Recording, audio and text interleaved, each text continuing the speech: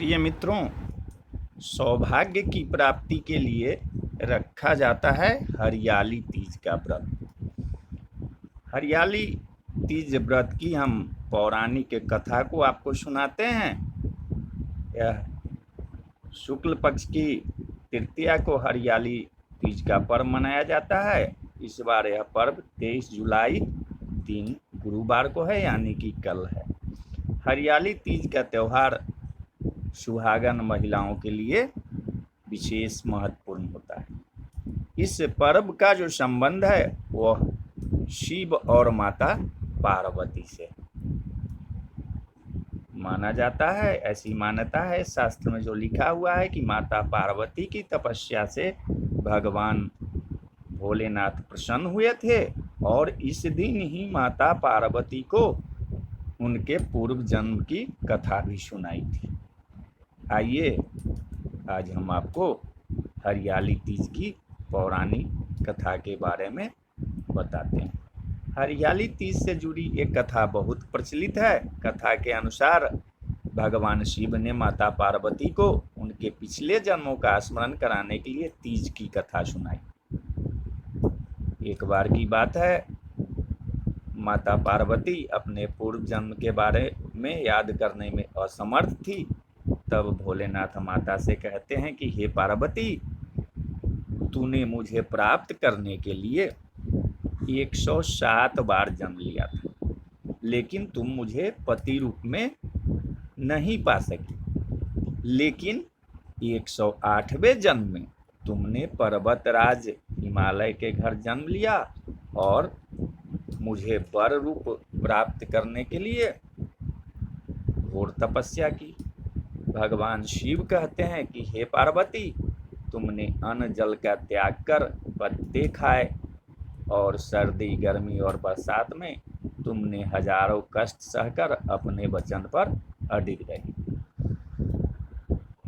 तुम्हारे कष्टों को देखकर तुम्हारे पिताजी बहुत दुखी थे।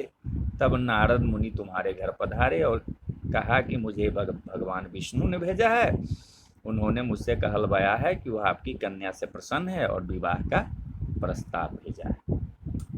पार्वती के पिता खुशी से भगवान विष्णु के साथ विवाह करने के लिए तैयार हो गए। नारद मुनि ने भी भगवान विष्णु को यह शुभ संदेश सुना दिया। लेकिन जब यह बात पार्वती को पता चली तो माँ पार्वती बहुत दुखी हो गई। पार्वती ने अपने मन की बात अपनी सखी को सुनाई। तब सखी ने माता पार्वती को घने जंगल में छुपा दिया। जब पार्वती के गायब होने की खबर हिमालय राज को पता चली तब उन्होंने खोजने में धरती पाताल एक कर दिया। लेकिन हे पार्वती, तुम ना मिली, क्योंकि तुम जंगल में एक गुफा में रेत से शिवलिंग बनाकर मेरी पूजा पाठ में लीन थी। पार्वती, तुम्हारी पूजा से मैं बहुत प्रसन्न हुआ और तुम्हारी मनोकामना पूरी की। जब हिमालय राज गुफा में पहुँचे तब तुमने अपने पिता को बताया कि मैंने शिव जी को पति रूप में चयन कर लिया है और उन्होंने मेरी मनोकामना पूरी कर दी। शिव जी ने मेरा वरण कर लिया है। मैं आपके साथ केवल एक शर्त पर चलूँगी कि आप मेरा विवाह जो है भोलेनाथ से करवाने के लिए तैयार हो जाए। तब हे पार्वती, तुम्हारे पिताजी मान गए और विधि विधान से हमारा विवाह हुआ। हे पार्वती, तुम्हारे कठोर तप और व्रत से ही हमारा विवाह हो सका। पार्वती को कहे भोलेनाथ कि हरियाली तीज को जो भी निष्ठा के साथ करेगा मैं उसको मनोवांछित फल प्रदान करूंगा। उसे तुम्हें जैसा सुहाग मिलेगा। तब हिंदू धर्म की हर कुमारी कन्या अच्छे वर की कामना हेतु यह व्रत रखती है।